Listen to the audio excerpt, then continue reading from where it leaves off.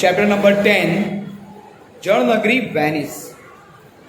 જળનગરી Venice જેની લેખિકા છે Mridulaben Pravinchandra Mehta, born 25th December 1934 to death 11 August 1987. સાહિત્ય, સૌંદર્ય અને ઇતિહાસ તેમજ પોલિટિક્સ, રાજકારણ એના ચાહક અને અભ્યાસ. મૃદુલાબેન એમનો જન્મ ઈસ્ટ આફ્રિકા, પૂર્વ આફ્રિકામાં થયો હતો. એમના પિતા શિક્ષક હતા, એક ટીચર હતા. શિક્ષણ અંગ્રેજી માધ્યમ ઇંગ્લિશ મીડિયમમાં લીધું. સિનિયર કેમ્બ્રિજ સુધી નાઇરોબીમાં ભણ્યા અને 1955માં ઇન્ડિયામાં આવ્યા. ગાંધી વિચાર એને સમર્પિત જીવન, ગાંધીજીના થોટ્સ એના ઉપર સમર્પિત જીવન. રવિશંકર મહારાજ, જે આપણા પરમ પૂજ્ય મહારાજ થઈ ગયા રવિશંકર, જેમણે ગુજરાતમાં સુધારણાઓનું કામ કર્યું હતું, વન ટાઈપ ઓફ સોશિયલ રિફોર્મર. અને પંડિત સુખલાલજી એમના સંપર્કમાં રહ્યા. લોક ભારતી ગ્રામ વિદ્યાપીઠમાં ઉચ્ચ શિક્ષણ લીધું અને દક્ષિણામૂર્તિ મણાર, જેમાં લોકશાળાના આચાર્ય, એમના હસબન્ડ હતા લોકશાળાના એના આચાર્ય પ્રવીણભાઈ મહેતા, એમની સાથે 24 વર્ષ એઝ અ ટીચર અને ગૃહમાતા, ત્યાંના વિદ્યાર્થીઓ એની ટેક કેર કરનારા વોર્ડન, ગૃહમાતા તરીકે રહ્યા. અને દર્શકના સહવાસથી, દર્શક એક સારા લેખક મનુભાઈ પંચોળી, એમના સહવાસથી તેમની બુદ્ધિમત્તા, જ્ઞાન, સૌંદર્ય દ્રષ્ટિ એનો ઊંટ ચડાવ્યો. મતલબ કે એનાથી એ વધારે ક્લિયર થયા. મૃદુલાબેને પંડિત સુખલાલજી અને રવિશંકર મહારાજ એના પુસ્તક ચરિત્રલેખમાં લખ્યા 2 પુણ્ય શ્લોક પુરુષો પુસ્તક રૂપે પ્રગટ કર્યા. જ્યોર્જ વોશિંગ્ટન કાર્વર એની જીવનકથા દેવદૂત એના નામે, ફેરફિલ્ડ ઓસ્બોર્ન એનો ગ્રંથ અવર પ્લેડર્સ પ્લેનેટ એનું નામ આપ્યું. આપણી લૂંટાતી ધરતી ટ્રાન્સલેશન આપ્યું. બંટ્રાટ રસેલ એની વાર્તા, ડીએસપી શર્મા એના હિન્દી પુસ્તકોનું ટ્રાન્સલેશન, હિન્દુ ધર્મની વિકાસ યાત્રા, આ બધા ટ્રાન્સલેશન આપ્યા. પણ અનુવાદમાં મૂળ વિચાર, ઓરિજિનલ થોટ્સ અને ગુજરાતીમાં પ્રવાહી, સરળ પ્રાસાદિક ગદ્ય, એટલે કે એકદમ સિમ્પલ લેંગ્વેજ, એમાં તેમણે લખ્યું. ચેતો વિસ્તારની યાત્રા, પત્રતીર્થ, આ પુસ્તકમાં તેમની ચેતના કેટલી વિશાળ હતી એ બતાવ્યું છે. જિંદગી ટૂંકી પણ પુરુષાર્થ ઉજળો, એનો સારો હિસાબ આપ્યો. પ્રસ્તુત પ્રવાસ નિબંધમાં વેનિસના ભૌગોલિક સ્થાન અને વિસ્તારનું રોચક વર્ણન તાજગી પ્રેરે તેવું છે. ત્યાંના સાયકલ, સ્કૂટર, મોટર જેવા સ્થળ વાહન, એના સ્થાને સ્ટીમ લોન્ચ, મોટર બોટ અને સવિશેષ તો કલામાઈ ગંડોલા. ગંડોલા એટલે સ્મોલ બોટ, એને ગંડોલા કહેવાય. ગંડોલા મીન્સ એકદમ ડેકોરેટિવ સ્મોલ બોટ, નાની હોડી. જે આપણા કાશ્મીરમાં જઈએ તો ત્યાં શિકારા, જેમાં તમે ત્યાં સ્ટે કરી શકો, એવી સરસ ગંડોલા. એ તો ખાલી લાવવા લઈ જવા માટેની જ બોટ છે, ક્યાં ફરવાની, ત્યાં સ્ટે નથી થતો. શિકારા જેવી સરસ નહીં, એટલું કહી દઉં. શિકારા વધારે બેટર. અને એ સિવાય ત્યાં ગ્રેન્ડ કેનાલ, રિયાલ્ટો બ્રિજ, આહલાદ અને રમણીય વર્ણન સુપર્બ કર્યું છે. ઇટાલીના પ્રાણ સમી અપાર સભર સ્થાપત્ય કલા, સ્કલ્પચર્સ, એનાથી ભરેલી આ સંસ્કૃતિ, જેને વેનિસના કેવળ સ્થપતિ રસ્કિન બોન્ડ એના માટે જ નહીં, પરંતુ પાઠક, જે આપણા ગુજરાતી લેખક, એની પણ પ્રિયતમા બની ગઈ. પરમ યાત્રા પ્રેમી, રસિકા, લેખિકા, શિક્ષિકા, એનું વર્ણન બહુ સરસ છે. એના પરથી ખ્યાલ આવે છે કે તમે કોઈ પ્લેસની મુલાકાત લો તો તમે કેટલો અનુભવ પામો છો.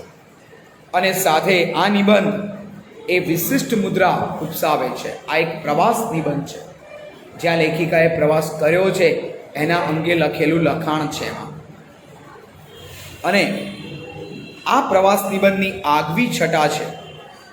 અંગ્રેજી ભાષા અને સાહિત્યની અપાર પ્રીતિ, લેખિકાનો યુરોપીય સ્થાપત્ય અને કલા સાહિત્ય અંગેનો રસ એ એમના લખાણમાં એની સુગંધ ભેળવે છે, જેની સાહેદી પ્રૂફ ઓથેલોનો વીર નાયક, ઓથેલો પોતે, અમર પ્રેમી એના ચોટડુક આપણને ટચ કરી જાય એવા નિરૂપણમાંથી મળે છે. પરભાષાના પ્રભાવમાં આવી સ્વભાષા એની ઘોર ખોદનારા એવા આપણા સૌ સાથે લેખિકાની અંગ્રેજી ભાભી એના તાતા તીર જેવા ભયંકર આકરા વેણ અને મૂલ્ય સાથે યુરોપિયન પ્રજાનું માનસ, સ્વભાષા પ્રીતિ એની નોંધ લેવી જ જોઈએ. તો જળ નગરી, પાણીમાં વસેલી નગરી વેનિસ, પહેલાં તો એના શબ્દાર્થ જોઈએ. સહેલાણી આનંદ કરવા નીકળેલું, મદમસ્ત કેફ કે નશાથી મસ્ત થયેલું, માણેક એક પ્રકારનું લાલ રંગનું રત્ન, સાત સરું, સાત શેરવાળો, લખલખાટ, ઝગમગાટ, મીનાકારી વિવિધ જાતની ભાતવાળું, અલગ અલગ ડિઝાઇનવાળું, તોતિંગ જાયન્ટ મોટા કદનું, મનઃચક્ષુ મનરૂપી ચક્ષુ, તુમુલ એટલે ભયંકર, દારૂણ, ડેન્જરસ, ખૌફનાક, ગફલત બેદરકારી કેરલેસ, સાહેદી સાક્ષી, તેજાના તજ લવિંગ મરી મસાલાઓ સ્પાઇસીસ જે આવે છે એ, હરકત વાંધો, લોથ નિષ્પ્રાણ અથવા ખૂબ થાકી ગયેલું, વનાંચલ વનનો ભાગ. આનો એક રૂઢિપ્રયોગ અગત્યનો છે, તુંબડીમાં કાંકરા હોવા, કશી સમજ ના પડવી. ઘણીવાર ઘણા લોકો એવું સમજાઈને જાય કે સમજ પડે જ નહીં, ત્યારે આપણે એમ કહી શકીએ કે એણે બહુ સરસ સમજાવ્યું, પણ આપણે તો તુંબડીમાં કાંકરા, આપણને કંઈ ખબર પડી નહીં. તો આ ચેપ્ટર એ એક પ્રવાસ નિબંધ છે. લેખિકા પોતે ઇટાલીના વેનિસ શહેર એના પ્રવાસે ગયા છે અને એ વેનિસ શહેરના અલગ અલગ સ્થળોની જે મુલાકાત લે છે, અને એમાં અલગ અલગ સ્થળમાં વેનિસ એકચ્યુઅલમાં એડ્રિયાટિક ઓશનમાં 114 સામુદ્રિક આઇલેન્ડ્સ એનાથી બનેલું છે. તમારે એક પ્લેસથી બીજા પ્લેસ પર જવું હોય તો તમારે કમ્પલસરી આ ગંડોલા કે મોટરબોટ એનો યુઝ કરવો પડે. ત્યાં રોડવેઝના વ્હીકલ્સ નથી, ઓનલી વોટરવેઝ જ છે. બાકી નાના નાના 114 એ ટાપુઓનું, આઇલેન્ડનું બનેલું આ વેનિસ એ લેખિકાને બહુ પસંદ આવે છે. અને અંતે પણ જ્યારે અમુક સમસ્યાઓ પણ થાય, કહેવત છે કે પ્રવાસ એ અગવડ ભોગવવાની બાદશાહી સગવડ છે. As a quotation you can use in answer. પ્રવાસ એ અગવડ ભોગવવાની બાદશાહી સગવડ છે. તો એ વાત પણ અહીંયા એમણે રજૂ કરી છે. શરૂઆત કરીએ chapter. Hello friends, I am Bhumir sir. Please મારી ચેનલ ભૂમિર સર એને સબસ્ક્રાઈબ કરો અને standard 9, 10th, 11th, 12th English medium, Gujarati medium બંનેના ગુજરાતી, સંસ્કૃત અને એસએસ ત્રણેય સબ્જેક્ટના વિડીયોઝ તમે જોઈ શકશો. ઓકે, આ ચેનલ પબ્લિકલી છે, જેમાં કોઈ બીજા કન્ટેન્ટ્સ નથી, ઓનલી એજ્યુકેશન રિલેટેડ છે. સો પ્લીઝ દરેક જણ આ ચેનલને સબસ્ક્રાઈબ કરતા રહો અને નવા નવા વિડીયોઝ તમે જોઈ શકશો. તમારા બાળકોને અથવા તો ફ્રેન્ડ સર્કલમાં કોઈ પણ હોય એને પણ તમે આ વિડીયોઝ બતાવી શકશો. Okay, so thank you for this cooperation. Okay, bye. Chapter 10 જળનગરી વેનિસ બુકમાંથી. તો ઇટાલીનું અને કદાચ જગતનું સૌથી અનુપમ લાવણ્ય ભર્યું, અનુપમ લાવણ્ય, ખૂબ જ સુંદર સ્થળ એટલે વેનિસ. જગતમાં આવી જળનગરી ભાગ્યે જ જોવા મળે. પાણીની અંદર વસેલી નગરી. વેનિસના નામ સાથે કવિવર વિલિયમ શેક્સપિયર એનું મર્ચન્ટ ઓફ વેનિસ તાદ્રશ થાય. મર્ચન્ટ ઓફ વેનિસ આ એક book, world famous book, author William Shakespeare. અને તે સમયે શાયલોક, એન્ટોનિયો અને બસાનિયોની રંગભૂમિ, એના ડ્રામાઝ અને સ્ટેજ પ્લે એ પણ આપણા મનમાં જાગે. રસ્તામાં પાદુઆ નામનું શહેર આવે અને એ શહેર એટલું બ્યુટીફુલ કે મર્ચન્ટ ઓફ વેનિસની હિરોઈન પોર્શિયા એ પોર્શિયાના નમણા તેજસ્વી ચહેરાની યાદ આપતું જાય. એનો નાજુક તેજસ્વી બ્યુટીફુલ ફેસ એને યાદ આપે. The quality of mercy is not strained. It dropped as a gentle rain from heaven upon the place beneath. It is twice blessed. It blessed him that gives and him that takes. આ English sentence કડી, અમર કડી છે. આ એના માટે કહેવાય છે કે સ્વર્ગમાંથી પ્રેમરૂપી ધારા, જેના અમી બિંદુઓ, અમી એટલે કે અમૃત, નેક્ટર, એના બિંદુઓ એ બે રીતે ફાયદાકારક. જે આપે છે એને પણ એ પ્રસન્ન આશીર્વાદિત કરે છે, અને જે મેળવે છે એને પણ એ કંઈક આપીને પ્રસન્ન કરે છે. મહાકવિ શેક્સપિયરની બુકમાં પોર્શિયાના મોઢે બોલાયેલા આ શબ્દોના પડઘા આપણા કાનમાં સંભળાય છે. ટ્રેન આપણને સામે કાંઠે ઉતારે. ગ્રેન્ડ કેનાલ, એમાં તો બોટ દ્વારા જ વેનિસમાં પગ મૂકી શકાય. મૂળ ભૂમિથી દૂર એડ્રિયાટિક સમુદ્ર, ઓરિજિનલ લેન્ડથી એ થોડુંક સેપરેટ છે. એડ્રિયાટિક ઓશન, એમાં 114 નાના નાના ટાપુ, આઇલેન્ડ ઉપર વસેલી આ નગરી બહુ જ મોહક છે. નાના નાના ટાપુ હોવાથી એક સ્થળથી બીજા સ્થળે જવા માટે જળમાર્ગ છે. સ્કૂટર, મોટરસાયકલ, આ બધી વસ્તુ એ વેનિસની ધરતીને સ્પર્શતો નથી. અને વાહનમાં એકમાત્ર ગંડોલા એટલે સાંકડા ઘાટની, એકદમ સાંકડી નાની એવી કલામય હોડી, જે આપણા કાશ્મીર, શ્રીનગર, દાલ સરોવરમાં ફરતી શિકારા નામની હોડી એના કરતાં નાની, પણ એને જેવું. ગ્રાન્ડ કેનાલમાં સ્ટીમ લોન્ચ, મોટર બોટ પણ ચાલે, પણ અંદરના સાંકડા રસ્તા ઉપર તો ગંડોલા જ જઈ આવી શકે. અને ગંડોલા ઠેર ઠેર મળે પણ ખરી. ખાલી અમુક પ્લેસ ઉપર કે એક પ્લેસ ઉપર નહીં, બધે જ મળે. માત્ર એક પ્લેસ કે બે પ્લેસ ઉપર નથી મળતી, બધે જ મળે છે. અને ગંડોલાના મોજીલા નાવિકો ગીતો ગાતા હોય, હસાવતા મુસાફરી કરાવતા હોય. ઇટાલિયન મુસાફરો પણ સંગીતના શોખીન. જેમ ગાનારા નીકળે તેમ વાજિંત્ર વગાડનારા પણ નીકળે. વાજિંત્ર વગાડનારા લોકો પણ હોય, ગાનારાઓની પેર સાથે ઇન્સ્ટ્રુમેન્ટ્સ વગાડનારા પણ હોય. સરસ વાદ્ય વગાડનારા નીકળે. આપણા ઇન્ડિયામાં નૈનીતાલ, એમાં એક સરોવરમાં એક બંગાળી કુટુંબને આ રીતે ગીત ગાતું ગજાવતું સાંભળ્યું હતું. પણ અહીંયા તો મોસ્ટ ઓફ દરેક ગંડોલાની આસપાસ એક બે ગંડોલા છોડી ત્રીજામાં આવા વગાડનારા ગાનારા હોય. અને આવા ગંડોલા એ ઘણા બધા સ્થળે હોય, લોટ ઓફ. ટૂંકમાં કહું તો આને શટલ રિક્ષા જોડે તમે કમ્પેર કરી શકો. As we have land format, so આપણી પાસે રિક્ષા, બસ, આવા ટ્રાવેલિંગ ટ્રાન્સપોર્ટેશન ઇક્વિપમેન્ટ્સ છે. બટ ત્યાં તો રસ્તા, આઇલેન્ડ જ નાનો છે, તો ત્યાં એક આઇલેન્ડથી બીજા આઇલેન્ડ પર જવું હોય, જો એક જ આઇલેન્ડમાં જવું હોય તો તમે ચાલતા પણ જઈ શકો, એટલો નાનો છે. અને તમે બીજા આઇલેન્ડ પર જવું હોય તો તમે ગંડોલા કરી શકો. આ એની સિમ્પલ મેથડ છે. ગંડોલાની મુસાફરી માટે સહેલાણીઓ પુષ્કળ દામ ખર્ચે, ઘણા પૈસા ચૂકવે.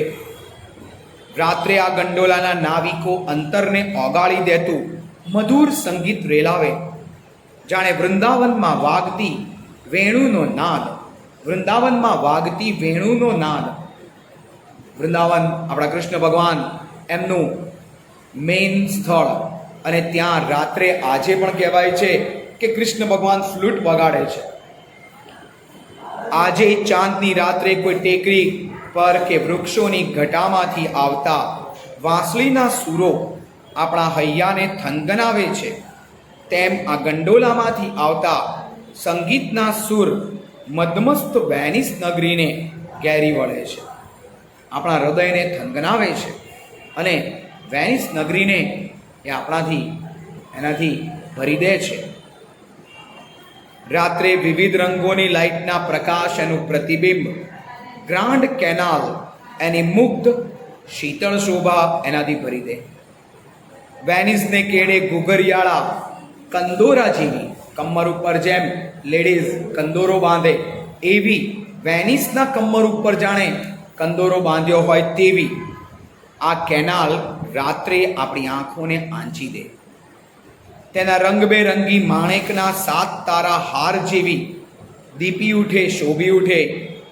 તેની આ શોભા સાથે રેલાતા નિજાનંદ મસ્ત સંગીતના સૂર ઇન્દ્રલોકની યાદ પણ અપાવે. આપણને ઇન્દ્રલોક, દેવલોક એની યાદ અપાવે. પ્રભાતના સુવર્ણ કિરણો પણ વેનિસને શોભા આપે, જેનાથી સુપર સુંદર સુવર્ણ નગરી વેનિસ ખીલી ઉઠે, શોભી ઉઠે.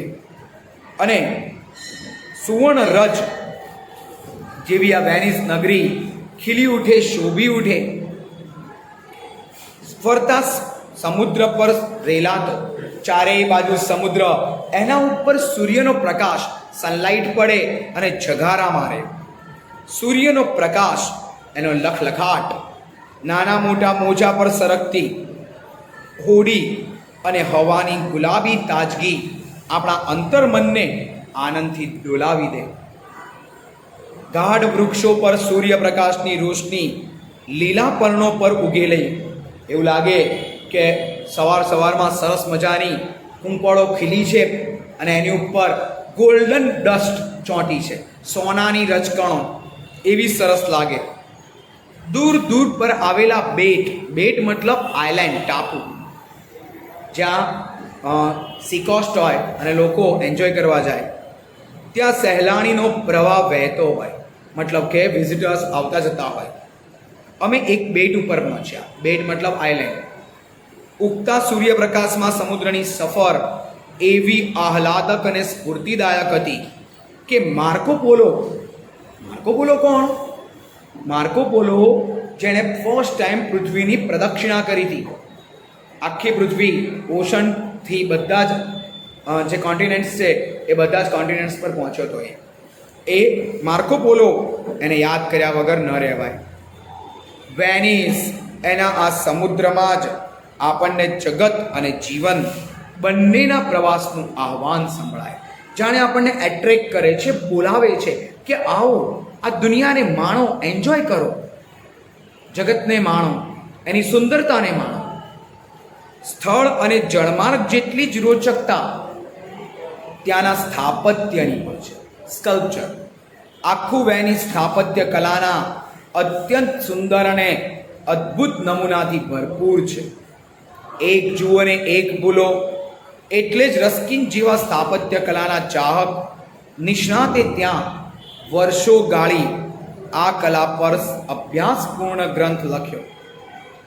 આપણે રસ્કિન બોન્ડ, જેના વિચારોથી ગાંધીજી પોતે પ્રેરાયા હતા, અને અનટુ ધી લાસ્ટ એનાથી આપણે વધારે ઓળખીએ.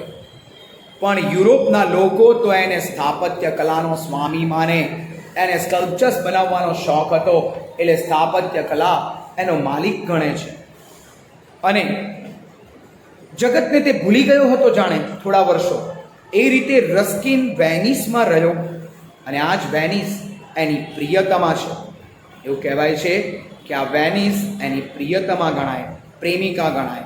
એવી પણ મજાક થતી. પણ રસ્કિન જ નહીં, અનેક સ્થાપત્ય સ્વામીઓ વેનિસના ચાહક હતા, અને ઘણી બધી કૃતિ વેનિસમાં જ લખાઈ. કહેવાય છે કે ઘણી બધી બુક્સના ઓથર, ઘણા બધા સ્થાપત્ય બનાવનારા, સ્કલ્પચર બનાવનારા, સ્ટેચ્યુઝ બનાવનારા લોકો મેક્સિમમ વેનિસમાં વર્ક કર્યું. અને વેનિસનું એટમોસ્ફિયર, નેચરલ બ્યુટી એટલી સરસ કે પેઇન્ટિંગ્સ, ડ્રોઈંગ, સ્કેચીસ, આ બધી વસ્તુ વેનિસમાં વધારે બને અને લોકો એનાથી એટ્રેક્ટ પણ વધારે થાય, એવું પણ કહે છે. વેનિસથી લોકો વધારે એટ્રેક્ટ પણ થતા હતા. પહેલાંના સમયમાં આવા કેટલાય સ્થાપત્યકારો થઈ ગયા. ઇટાલિયન ભાષામાં આપણે જેને ચાર રસ્તા કે ચોક કહીએ, ઇટાલિયન ભાષામાં એને કહેવાય પિયાઝા. પિયાઝા ચોક, ચાર રસ્તા. વેનિસનો સુપ્રસિદ્ધ ચોક, આઈએમપી એક વાક્યનો સવાલ. વેનિસમાં સુપ્રસિદ્ધ ચોક કયો? તો સાન માર્કો પિયાઝા, એટલે કે સાન માર્કો ચોક. આપણે જેમ માણેક ચોક હોય એવી રીતે સાન માર્કો ચોક, સાન માર્કો પિયાઝા. અંગ્રેજીમાં સાન માર્કો સ્ક્વેર પણ કહે છે. ગ્રાન્ડ કેનાલ એના કિનારે બાંધેલા ઓવારા, ઓવારા મતલબ કિનારા, કિનારા પર ઊભા રહેવા માટે પથ્થરને જે બાંધે ને, શીપ લાવે ત્યાંથી વસ્તુ ઉતારે, લોકો ઉતરે, એ ઓવારાથી થોડેક જ દૂર અંદર આ સુંદર પિયાઝા છે. આખો ચોક સફેદ લાદી મતલબ કે નીચે સફેદ રંગના ટાઇલ્સ અથવા તો પથ્થરો એનાથી જડેલો છે. ફરતા સરસ બાંધણીના મકાન, જ્યાં દુકાન, રેસ્ટોરન્ટ અને બહાર રંગીન ખુરશી ટેબલની જમાવટ છે. સંગીતની મહેફિલ જામી હોય અને ચા, કોફી, નાસ્તો, આઈસ્ક્રીમ એની લિજ્જત માણતા હોય બધા. જોકે ચા અહીંયા સારી ન મળે, ચા તો આપણી કેટલી પર સરસ. ચા ઇંગ્લેન્ડની, કોફી યુરોપની, આઈસ્ક્રીમ ઇટલી અને સ્વિટ્ઝરલેન્ડના. પણ ઇટલીના આઈસ્ક્રીમની તોલે કોઈ ના આવે, અને ચોકલેટ સ્વિટ્ઝરલેન્ડની, એના માટે મશહૂર. ચોક, આ જ સાન માર્કો ચોક, જેમાં વચ્ચે એક ઊભો થાંભલો, સ્તંભ છે. સ્તંભ એટલે થાંભલો. તેની આસપાસ બહુ બધા કબૂતર આવે. બાળકો માટે મોટું આકર્ષણ, બર્ડ્સને જોવા માટે લોકો આવે. ચણ નાખે, કબૂતરો નિર્ભયપણે આવે અને ચણે. હાથમાં રાખો તો હાથમાં બેસીને પણ ચણે, ખભે બેસે. યુરોપમાં પંખી બહુ ઓછા, કારણ કે માંસાહારી પ્રજા અને બંદૂક ઇઝી.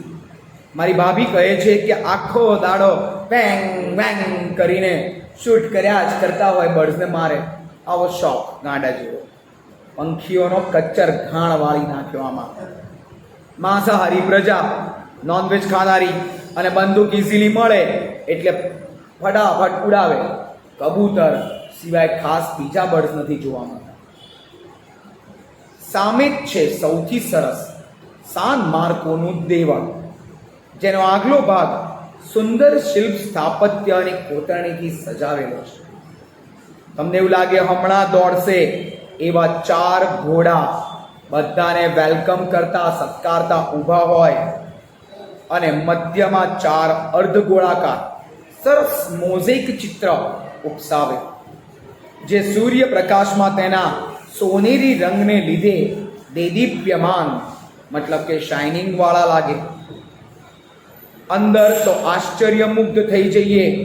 ઉપરની છત, સીલિંગ, એની અડધી દિવાલ સોનેરી મોઝેક, મોઝેક મતલબ વોલ પેઇન્ટ, એનાથી જડેલી, અને વચ્ચે વચ્ચે પુષ્કળ ભાવવાહી ચિત્ર એટલે કે લાગણીથી ભરેલા સુંદર ચિત્રો જોવા મળે. અદ્ભુત કલામંડિત આ છત કલાકો સુધી જોઈએ તો પણ જોઈ ન રહેવાય. એટલી વિશાળ અને આકર્ષક, એટલી એટ્રેક્ટિવ, સરસ મીનાકારીના ઘરેણા સમાન આ છત ત્યાં શોભે છે. સાન માર્કોની બાજુમાં જ એક મકાન ઉપર તોતિંગ મોટો ઘંટ છે, બેલ. એ બેલની બંને બાજુ માનવ આકૃતિઓ છે. આ બંને માનવ આકૃતિને કહેવાય મૂર. જ્યારે ટાઈમ થાય 1 કલાકનો, ત્યારે મૂર બહાર આવે અને ટાંગ ટાંગ ટાંગ ટકોરા વગાડે. અને બરાબર 7ને ટકોરે અમે એ બંને મૂરને હથોડા વડે 7 ટકોરા પાડતા જોયા હતા. બહાર નીકળ્યા તો એક ભારતીય કુટુંબ દેખાયું. અમે તો રાજી થઈ ગયા. કહેવત છે ને, પરદેશમાં પિયરનું કૂતરું મળે તોય સારું લાગે. તેમણે પણ રાજી થઈને હાથ મિલાવ્યા. એ લોકો કેરળના હતા. ગંડોલામાં દૂરથી એક ગુજરાતી કુટુંબે હાથ હલાવ્યા. કેમ, ફરવા આવ્યા છો ભારતથી? ના ઘાસ કાપવા આવ્યા ફરવા જ આવ્યા હોઈએ ને. કેવો સવાલ લોકો કરે છે. ઘણી વખતે ગુજરાતી ભાષા સાંભળવા મળી અને કહેવાય છે કે પિયરનું કૂતરું મળે તો એ રાજી થઈ જવાય. આ કહેવત સાંભળી ગઈ, યાદ આવી ગઈ. તો સાન માર્કો એની નજીક ડોજીસ પેલેસ જે સ્થાપત્ય કલાનો અત્યંત રમણીય નમૂનો, ઉપરના 2 માળની કાંગરી, 2 માળ વચ્ચેની કમાન અને આખી દિવાલ ઉપર કોતરણી એટલી સરસ, નાજુક અને કલામય, આ બારીક કારીગરીની લેસ જેવી કણાય. આ મહેલમાં મધ્યકાળ મેડિવેલ એજ એના પુષ્કળ ચિત્રો છે. એકચ્યુઅલમાં પહેલાંના સમયમાં બનેલા આ પેલેસમાં ત્યાંના પેઇન્ટર્સ, આર્ટિસન્સ એ લોકો સરસ ચિત્રો બનાવતા.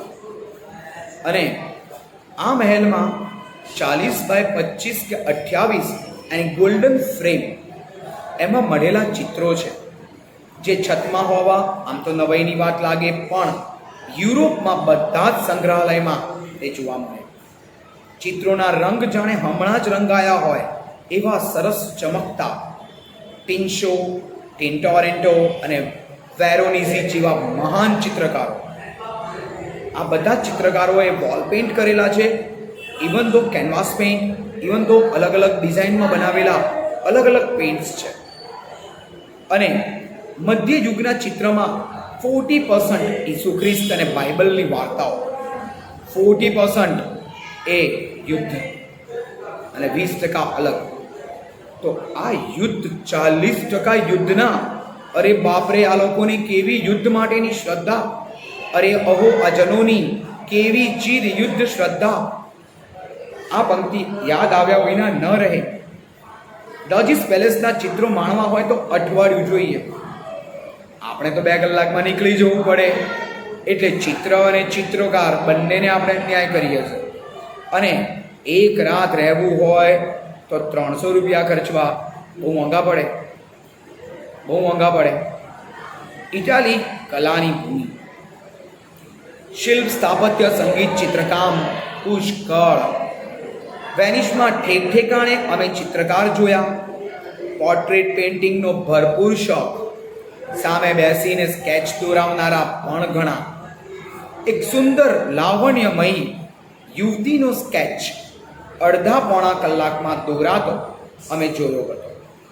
આ લાવણ્યમય યુવતીને જોતા જ ઓથેલોની વાઇફ ડેસ્ડેમોના એનું સ્મરણ થાય.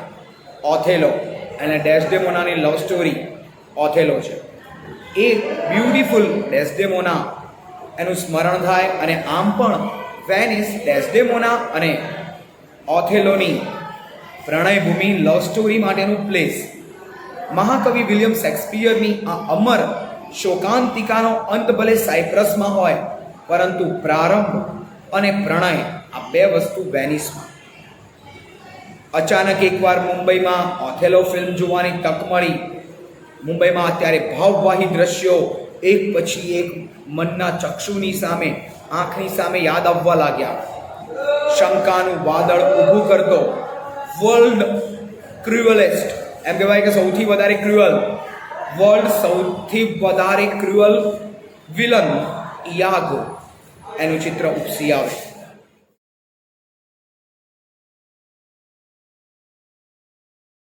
અને આમ શંકાનું વાદળ ઊભું કરતો ઇયાગો જેવો ડેન્જરસ પાત્ર જગતમાં કોઈ નહીં. છેલ્લે રૂમાલની સાબિતી પર શંકા થતા ઓથેલો એના પ્રેમથી ભરેલા અંતરમાં ભયંકર ઘમસાણ મચે છે. અને તેના પ્રતિક રૂપે પ્રચંડ સમુદ્ર તાંડવ. આ મૂકીને ફિલ્મી કલાકારોએ જે સૂઝ દાખવી, અદ્ભુત. અને ઓથેલો જેવો વીર, સાહસિક અને આટલો સમજુ વ્યક્તિ છેવટે થોડીક ઉતાવળમાં હરણી જેવી નિર્દોષ, પવિત્ર અને રૂપના અંબાર સમી ડેસ્ડેમોનાની હત્યા કરે છે. પણ એને આપણું અંતર માફ કરે છે. કેમ? સમજો. કારણ કે જ્યારે તેને સત્ય સમજાય છે કે વાંક ઇયાગોનો હતો અને પોતે તરત પોતાના પેટમાં ચપ્પુ મારી, ખંજર ગુલાવી ડેસ્ડેમોનાની ડેડ બોડી પર જ ઢળી પડે છે, ત્યારે ક્રૂર ઓથેલો હત્યારો મટી અમર પ્રેમી બની જાય છે. અને આમ કરુણાંત કથાનું પરમ સાફલ્ય આપણા અંતરને હચમચાવી દે છે. પેનિસની શેરીમાં શોક અને પશ્ચાતાપ ઘેરા અંતિમ શબ્દ, of the loved not wisely but too well, of one not easily jealous but being wrought, perplexed in the extreme of one whose hand like a Basgidian threw a pearl away. તમારા હાથમાં જો મોતી જેવી વસ્તુ પણ હોય ને, અને જો તમારા મગજમાં ક્રોધ હોય તો તમે સાચીને સારી રીતે ના વિચારી શકો. મોતી મૂકીને હથોડો મારો અને પછી મોતી તૂટીને ભાંગી જાય. આ શબ્દને વાગોળતા ઓથેલોના નિશ્વાસ જોડે આપણો નિશ્વાસ ભેળવતા રિયાલ્ટો બ્રિજ પહોંચ્યા. હા, શેક્સપિયરે તો આનું પણ મસ્ત વર્ણન કર્યું છે. આ જ પુલ પરથી ગ્રાન્ડ કેનાલ પરના બંને તરફના મકાન સુંદર સરસ દેખાય. જુદી જુદી બાંધણીના રૂપાળા મકાન પાણીમાં છટાથી ઊભા છે.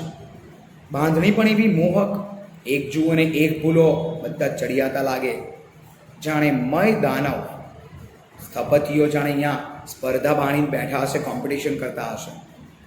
ગ્રાન્ડ કેનાલ પરના મકાન એટલા ભવ્ય અને એની છટા, જે એના ડિઝાઇન, પાણીની અંદર એની છાપ પડે, એનો પ્રતિબિંબ પડે, એનો પડછાયો પડે તો પાણી જાણે સજીવ થયેલું લાગે. પ્રતિબિંબ એક અનોખી શોભા રચે. તેનું સ્થાપત્ય જાહો જલાલી, સુરુચિ એની સાક્ષી આપે છે. આ ભારે શ્રીમંત નગરી છે. સિમ્પલ, આ તો સમજાઈ જ જાય. એક સમયે આ નગરી ગુલામ એટલે કે એન્સ્લેવ્સ અને મરી મસાલા તેજાના એનું એક્સચેન્જ કરવા માટેનું સેન્ટર હતું. યુરોપની મોટાભાગની મુસાફરી લેખિકા કહે છે કે અમે અમારા બ્રધર સાથે કરી હતી, પણ આ વખતે પહેલી વાર વેનિસ એકલા આવ્યા એટલે અજાણ્યો દેશ એટલે ભાષાની મુસીબત તો ખરી જ. જે હોટલમાં રાત રહેવાના હતા, મારા ભાઈએ જ્યાં ગોઠવણ કરી હતી તેનો માલિક અંગ્રેજીનો આંકડો ના સમજે અને અમે ઇટાલિયન ના સમજીએ. યુરોપભરમાં અંગ્રેજી ભાષા માટે નફરત, ખાસ તો ફ્રાન્સમાં. ઇંગ્લેન્ડની વિરુદ્ધમાં, ઇંગ્લેન્ડમાં આપણી જેમ લેફ્ટ હેન્ડ સાઈડ ડ્રાઈવ આવે, ફ્રાન્સ એની ઓપોઝમાં, અને એટલા માટે કાયમી મોસ્ટ ઓફ યુરોપમાં બધા રાઇટ હેન્ડ ડ્રાઈવ રાખે છે. ઇંગ્લેન્ડમાં લેફ્ટ હેન્ડ ડ્રાઈવ આપણી જેમ, અને બીજી બધી કન્ટ્રીમાં રાઇટ હેન્ડ ડ્રાઈવ. એ ખોટું. અને એ લોકો ઇટાલિયન સમજે, બાકી કંઈ નહીં. દરેક દેશ પોતાની ભાષાનો આગ્રહી, અને બીજી આવડતી હોય તો ફ્રેન્ચ, ઇંગ્લિશ નહીં હો. અને આજે આપણે ઇંગ્લિશ પાસે કાંડંચમ દોડીએ છીએ. અમેરિકા, ઓસ્ટ્રેલિયા, દક્ષિણ આફ્રિકાથી જે શ્રીમંત સહેલાણીઓ આવે એને થોડું ઘણું એન્ટરટેન કરવા માટે જે ટુરિસ્ટ ગાઈડ હોય એ થોડું ઘણું ઇંગ્લિશ બોલે, બાકી કંઈ જ નહીં. હોટલમાં હંમેશા પાસપોર્ટ ચેક કરે અને પછી નોંધીને પાછો આપી દે. આવું ભાઈ જોડે મેં જોયેલું. પાછો આપી દે, પણ અહીંયા તો માલિકે પાસપોર્ટ લઈ ટેબલના ખાનામાં મૂકી દીધો. અમે કીધું ભાઈ પાછો જ લાય, તો એણે તો ના પાડી દીધી. અમે ભરાયા, એકબીજાની ભાષા ના સમજી, ઘડીકમાં મૂંઝાયા, કન્ફ્યુઝ થયા. પૈસા ભર્યાની રિસિપ્ટ પણ લઈ લીધી. આપણી પાસેથી તો 2 આધાર ગયા. કાલ ઉઠીને એમ કે તમે કોણ, તમારી પાસે રહેવાનું શું પ્રૂફ? તો આપણી પાસે તો રિસિપ્ટ આવી જોઈએ ને. ટેન્શન થઈ ગયું, બહુ ગભરાયા. પછી એકદમ મૂંઝવણ સાથે રૂમમાં ગયા, જમવા ગયા. એકદમ યાદ આવ્યું કે હા, તો અમેરિકન એક્સપ્રેસથી બુક કરાવી હતી. એટલે અમેરિકન એક્સપ્રેસની ઓફિસે ગયા અને ત્યાંની વિગતો બધી કહી. જમીને ઓફિસ શોધી અને પછી કાઉન્ટર ઉપરની બેનને વાત કરી. તેણે કહ્યું ચિંતા ના કરો, કોઈ પ્રોબ્લેમ નથી, પ્રોબ્લેમ થાય તો મને કહેજો, ફોન નંબર પણ આપ્યો. થોડું રિલેક્સ થયું, પણ સાચ તો રિલેક્સ ક્યારે થયું? જ્યારે સવારે બીજા દિવસે પાસપોર્ટ આપ્યો પાછો, ત્યારે હાશ રાહત થઈ. જોકે દુર્ભાગ્યે અમારી હોટલ બહુ ખૂણામાં હતી. આવતી વખતે અમે ચીવટપૂર્વક રસ્તો તો ધ્યાનમાં રાખ્યો હતો. મુખ્ય રસ્તાથી જ્યાં વળવાનું હતું ત્યાં એક પ્રદર્શન, એક્ઝિબિશન ગોઠવાયેલું હતું. એના નામનું તોરણ હતું અને અમે નિશાની રાખી હતી, પણ મોડા થઈ આયા રાત્રે પાછા. એટલે ગ્રાન્ડ કેનાલમાં મસ્ત સ્ટ્રીટ લાઇટના પડછાયાવાળામાં એની રંગછટા નિહાળીને પાછા ફર્યા.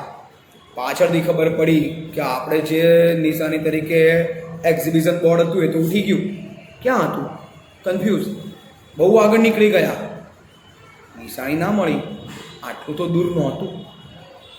2-4 જણને પૂછ્યું, પણ ભાષાની ખબર પડે તો ને. ના આપણને ઇટાલિયન આવડે, ના પેલાને ઇંગ્લિશ. કરવું શું? પ્રોબ્લેમ તો હતો જ. એટલે કોઈને પૂછીએ તો પણ શું, કંઈ કહે નહીં. હવે ગભરામણ વધી. બહુ મોડું થઈ ગયું હતું અને કંઈ ના સૂચ્યું. બહુ રખડ્યા, લોકોને હાથ જોડીને વિંધ્યા. થાકીને છેવટે એક બહેનને કેટલું વર્ણન કર્યું. બિચારી એ બહેને કંઈક કીધું, પણ અમારે તો તુંબડીમાં કાં કરા કંઈક ટપ્પી જ ના પડી. શું બોલીને ગઈ એને ખબર પડી ગઈ, પણ એ કહી ના શકી.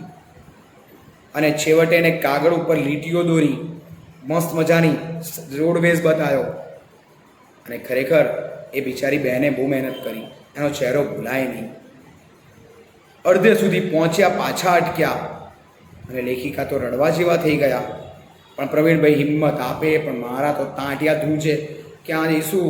અરે આપણા ઇન્ડિયા હોય ને તો ક્યાંક ઓટલે સૂઈ જઈએ, સવાર પડે શોધીશું. અહીંયા તો એવી ઠંડી તમે બરફ થઈ જાઓ, સિંગડું બની જાઓ રાતે. હા, અને રસ્તા સૂના થવા લાગ્યા, ડર લાગવા લાગ્યો. છેવટે હોટલ પાસે પહોંચી ગયા તો એ ધ્યાનમાં ના આવ્યું. એક ભાઈને એડ્રેસ આપીને પૂછ્યું, ભાઈ બતાવીને. અને પેલાએ નાટક કર્યો એમ. હોટલનું નામ આમ લખીને બતાવ્યું, આ હોટલ ને. ત્યારે ખ્યાલ આવ્યો, અરે આપણી હોટલ તો સામે જ છે. અને પછી હસી પડ્યા. એણે પણ ગુડ નાઇટ કહીને નીકળ્યો. પાછા ફરતા થોડાક ફળ ખરીદ્યા હતા. ફળવાળાએ કીધું, થોડુંક અંગ્રેજી જાણતો હતો. તું અંગ્રેજી જાણે છે ને? એવું પૂછ્યું. ફળવાળાએ કેટલો મસ્ત જવાબ આપ્યો કે તમે ઇટાલિયન બોલો, હું અંગ્રેજી બોલું. બોલો, વિચારો એને માતૃભાષાનું કેટલું ગૌરવ. અને આપણે તો ગુજરાતીઓ મુંબઈ, દિલ્હી, અમદાવાદમાં તો જાણે ઇંગ્લિશ બોલીએ ને તો આપણું માન વધે. શું કામ બીજી ભાષાને આટલું મહત્ત્વ જ આપો છો? અને કેટલાય શબ્દો ઇંગ્લિશમાં ના બોલીએ તો સાચી અભિવ્યક્તિ ના થાય, એવું પણ દિલમાં ખરું. એટલે ઇંગ્લિશ બોલવું જ જોઈએ. યુરોપ નહીં, આફ્રિકામાં પણ આવો અનુભવ. એક વખત અમે આફ્રિકા ગયા, સ્ટીમરમાંથી ઉતર્યા, ત્યાં પેલા પાસપોર્ટ જોયો. અરે તું તો કેનિયામાં જન્મી છે, તને તો સ્વાહિલી, કેનિયાની લેંગ્વેજ સ્વાહિલી આવડતી હશે. તો પછી મારી જોડે ઇંગ્લિશમાં કેમ બોલી? સ્વાહિલીમાં બોલ. અને તારા પતિને સ્વાહિલી શીખવાડ્યું કે નહીં? એણે હસીને કીધું, પ્રવીણભાઈ અહીંયા આવ્યા છો તો 2 શબ્દ શીખતા જાઓ, જામ્બો, નમસ્તે, અને અસાડી સાંડા, અસાંડી સાના, ઘણો ઘણો આભાર, થેન્ક યુ. સ્વાહિલી માત્ર બોલી હતી, રોમન લિપિ અંગ્રેજોએ આપી, જંગલમાંથી ઉતરી આવેલા લોકો. પણ એની મનાભાઈ ભાભી કહે છે, ઇંગ્લિશ ભાભી, કે આ લોકોને અંગ્રેજીની શું જરૂર છે? તમે તો ગુજરાતી છો. જે એક અંગ્રેજને નિરર્થક લાગ્યું એ આજે વિચાર કરો, આપણા દેશમાં 5મા ધોરણથી ભણાવાય છે અને હવે તો શરૂઆતથી જ. વેનિસ, તેની મુલાકાત પૂરી થઈ અને મિલાનથી ટ્રેનનો રસ્તો 4 કલાક મનોહર પહાડી પ્રદેશ, દૂર દૂરના વલાંચલ, એનાથી છવાયેલા નાના મોટા ટેકરીઓના ડાયરા, એની વચમાં રત્નજડિત કંગન જેવું સુશોભિત ગામ અને મસ્ત ટ્રેન, બંનેની વચ્ચે ગ્રીનરીમાંથી પાસ થતી હતી. લાગે કે જાણે અહીંયા કોઈ પ્રેમ કાવ્ય રચાયું છે. કોડેલી કન્યાઓ શણગાર સજીને બેઠી છે. માઇલો સુધી જુઓ તો 2 બાજુ મસ્ત જંગલ, સફરજન, પીચ, નેક્ટ્રીન, પેર એના ઝુંડે ઝુંડ આવે. અને ગ્રેપ્સ તો જોરદાર, રેડિશ, બ્લેક, ગ્રીન, અલગ અલગ કલરની એના ઝુમખે ઝુમખા. જાણે એવું લાગે કે માણેક કે નીલમનો. અને આ રીતે રાજનંદિની, દક્ષિણ ભારતની રાજાની પુત્રી રાજનંદિનીના શણગારને શરમાવે એવો સરસ શણગાર, સચરાચર, સજીવ નિર્જીવ સૃષ્ટિ એને ભાવ વિભોર કરે. વેનિસનું સૌંદર્ય ચડે કે સૃષ્ટિનું? આ પ્રશ્નનો કોઈ ઉકેલ મળે એ પહેલાં તો મિલાનના સ્ટેશન ઉપર ગાડી આવી ગઈ અને એમનો વેનિસ યાત્રાનો પ્રવાસ અહીંયા પૂરો થાય છે. સરસ ચેપ્ટર હતું. પ્રવાસ લેખ તરીકે, પ્રવાસ નિબંધ તરીકે લેવાયેલું આ નાનકડું ચેપ્ટર અહીંયા પૂરું થાય છે.